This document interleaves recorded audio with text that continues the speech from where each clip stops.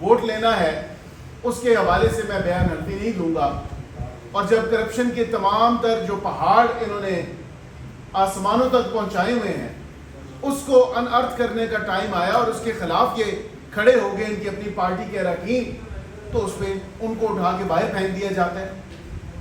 کیا یہ واقعتاً قانون اور آئین کے مطابق اور قانون و انصاف پہ چلنے والی پارٹی ہے؟ یہ روز اول سے ایک انتشاری ٹولہ ہے جس کا تحریک انتشار سے اب اس کا سفر تحریک اختلاف پہ آ پہنچا ہے۔ تو آپ سب کے سامنے یہ تمام تر چیزیں ہیں، اب اس میں میرے خیال سے کوئی بات پس پردہ نہیں رہی، اب کوئی بات ایسی نہیں ہے، کیونکہ اپنا سی ایم ان کا کے پی کے کا علی امین گڈھا پور کہتا ہے میں علیمہ خان کی بات کیوں مانوں، میں اس کی بات کیوں مانوں، وہ ہوتی کون ہے، اس کے پاس پارٹی کا عہدہ کون سا ہے۔ تو عہدوں سے تو آلریڈی ایگزسٹنگ لوگوں کو فارغ کیا جا رہا ہے اپنی نااہلی اور ناکامی کو چھپانے کے لیے، اور جو لوگ اس پارٹی کو، کیونکہ ان کا نعرہ تو تھا نا کہ ماروثی سیاست نامنظور، اور یہ ماروثی سیاست کے سخت خلاف تھے، اب یہ بتائیں کہ جو بشرا اور علیمہ کی آپس میں لڑائی ہے وہ کیا ہے؟ وہ آپس کی جو ان کی ایک حصول اقتدار کی جنگ ہے کہ پارٹی کی روپس اور رینز کسی طرح ہمارے ہاتھ میں آ جائیں، اس کو اگر لے کے ڈوبے گا تمام تر چیز کو، تو یہ بشرا اور علیمہ صاحبہ ہی اس بانی چیئرمین کو لے کے ڈوبیں گے۔ یہ آج میں آپ کے سامنے حلفاً یہ بیان کرتا ہوں کہ اس پارٹی کا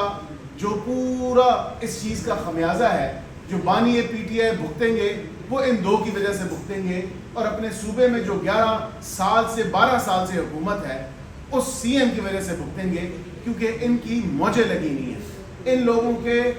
جو ہے تمام تر چیزوں کو دیکھتے ہوئے ان لوگوں کا مزاج اس طرح کا ہے کہ واقعتاً علیمہ صاحبہ نے بالکل ٹھیک کہا کہ یہ جتنا ٹولہ ہے، خواہ وہ کے پی میں ہو یا یہاں کی اسمبلی میں ہو یا پنجاب میں ہو یا دیگر کسی اسمبلی میں ہو، ان سب کے جو ایک بہار ہے ان کے سامنے وہ یہی ہے، اور ان کی عزت بھی شاید اسی بات میں ہے کہ وہ پابند سلاسل رہے، وہ باہر نہ نکل کے آ سکے، کیونکہ یہ چاہتے ہی نہیں کہ وہ کسی بھی قسم کی جو ہے اس کو اس کی کیس کی پروگریس ہو۔ آپ نے دیکھا 190 ملین پاؤنڈ کے کیس آخری مراحل میں ہے، آخری مراحل میں وہ کیس داخل ہو چکا ہے، اور اس میں سٹار وٹنس کے اوپر جرا ہونی ہے، لیکن نہ قلب کلا کے نہ ان کی پارٹی کے کوئی لوگ ملاقاتوں کے لیے سب سے آگے ہیں، ملاقاتیں کرنی ہے، سیاسی باتیں کرنی ہے تو سب سے آگے پہلے نمبر پہ یہ کھڑے ہوں گے، لیکن جب عدالت کی بات آتی ہے، آئین و قانون کی بات آتی ہے تو یہ لوگ چھپتے ہیں۔ اب عدالتوں سے ان کو کوئی چھپنے نہیں دے گا، اس کیس کا فیصلہ ہوگا، اور اب اس کا کوئی تاخیری حربہ کسی قسم کا بھی یہ استعمال کر کے دیکھ لیں، کوئی تاخیری حربہ ان کا کام نہیں آنے والا۔ اب کیس رائپ ہے اور اس کیس کا فیصلہ ہونا ہے، کیونکہ یہ روز روشن کی طرح یہاں ہے، اور یہ سب عوام کے سامنے ہے۔ جو ڈاکہ مارا گیا 190 ملین پاؤنڈ کا، اور اس کے ساتھ جو فائدہ لیا گیا جو القادر یونیورسٹی کا، اور جس طرح خود ٹرسٹیز بن گئے، تو یہ تمام تر چیزیں عوام کے اور قوم کے سامنے ہیں۔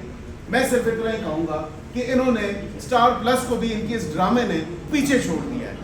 یہ اب آپ دیکھیں گے کہ آئندہ آنے والے دنوں میں یہ لڑائی جو ہے وہ طول پکڑے گی، اور یہ لڑائی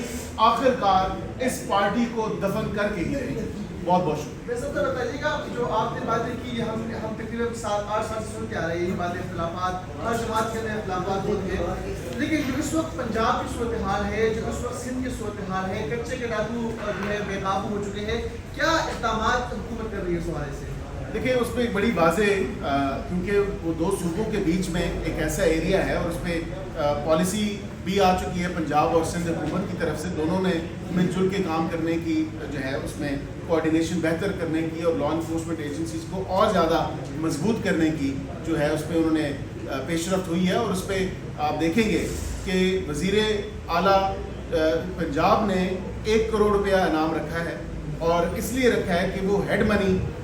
جو ہے ایک موٹیویشن ضرور ہے، لیکن اس کے ساتھ ساتھ یہ اب فیصلہ کر لیا گیا ہے حکومت پنجاب کی طرف سے اور حکومت سندھ کی طرف سے بھی کہ اس چیز میں کوئی رعایت نہیں ہے۔ اس معاملے کو جو شاید اتنے عرصے سے کیونکہ وہ ایک ایسا ایریا ہے کہ جو وہاں پہ کوئی شاید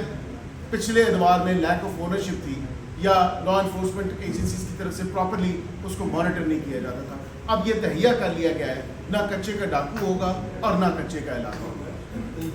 تھینک یو.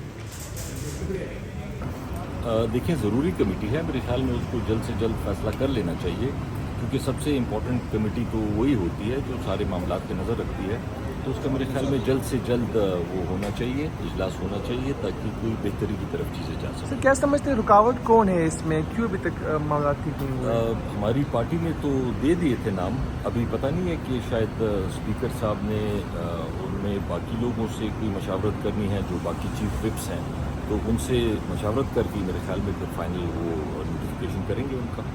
نوٹیفیکیشن اسپیکر کے حد تک اگر ایک سوال لے لیں کہ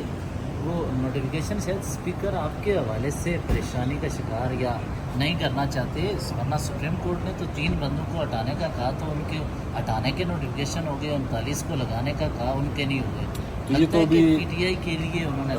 دیکھیں, یہ تو انڈرسٹوڈ بات ہے کہ جو ہمارے پی ٹی آئی کے ساتھ جو کچھ ہو رہا ہے, چاہے وہ گورنمنٹ کی طرف سے ہے, چاہے وہ باقی چیزیں ہیں, تو امپلیمنٹیشن تو نہیں ہو رہی. پی ٹی آئی کا کلیئر کٹ آپ کو پتہ ہے کہ ہم سے نشان لے لیا گیا, ہمارے لوگوں سے پریس کانفرنسز کرائی گئیں, پھر ابھی جو عدالت کا آرڈر ہے, کلیئر کٹ آرڈر ہے, سپریم کورٹ کا ڈیسیجن ہے, میجورٹی ڈیسیجن ہے کہ جی ان کو نوٹیفائی کر دیں. ابھی تک وہ نوٹیفائی نہیں ہوئے. ابھی سپریم کورٹ کو چاہیے کہ اپنے فیصلے پہ سٹینڈ لیں. انہوں نے اگر ایک فیصلہ کیا ہے تو اس پہ سٹینڈ لیں اور اس پہ آرڈرز آگے جاری کریں, الیکشن کمیشن کو ہوں, اسپیکر کو ہوں, تاکہ جلدی سے جلدی وہ نوٹیفائی ہو سکے. انصاف کا ماں سوائے اس پروفیشنل کے, جب وہ کوئی ڈی جی تھے اس وقت کے علاوہ, وہ اس کے کنڈکٹ کے علاوہ کوئی تعلق نہیں ہے ہمارا. یہ ان کا انٹرنل معاملہ. کمیٹی ابھی تک عمل میں نہیں لائی گئی. ہاں وہ بڑا امپورٹنٹ ہے, پبلک اکاؤنٹ کمیٹی بہت امپورٹنٹ ہے. ہم نے نام دیا ہوا ہے اور ہم پہلے بھی اسٹینس دے چکے ہیں کہ یہ ہمارے ساتھ کمٹمنٹ ہوا ہے اور اس سے جلد از جلد الیکشن ہونے چاہیے تاکہ ہمیں یہ کمیٹی ملے. تھینک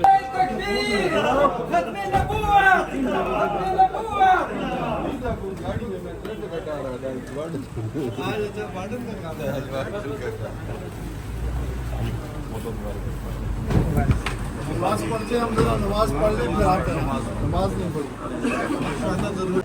ڈھیر ہو جائیں گے ہم خستہ مکانوں کی طرح, ڈھیر ہو جائیں گے ہم خستہ مکانوں کی طرح, بھول جائیں گے ہمیں لوگ افسانوں کی طرح. اور تم زمانے کی عبادات میں مشغول رہو, تم زمانے کی عبادات میں مشغول رہو, ہم بکھر جائیں گے تصویر کے دانوں کی طرح. اور اپنے دانوں پہ نظر رکھ کے تھک گیا ہوں بہت, اپنے دانوں پہ نظر رکھ کے تھک گیا ہوں بہت, سکھ میسر نہ رہا آپ کے شانوں کی طرح. پوزیشن آپ کے لیے ہے کہ ہم کو یاروں نے نمازوں کی طرح چھوڑ دیا, ہم کو یاروں نے نمازوں کی طرح چھوڑ دیا, ہم نے یاروں کو پکارا تھا اذانوں کی طرح. اور رفتہ رفتہ کوئی باقی نہ رہا دل میں اثر, دل میں اثر ٹکرائے کہ مکانوں کی طرح.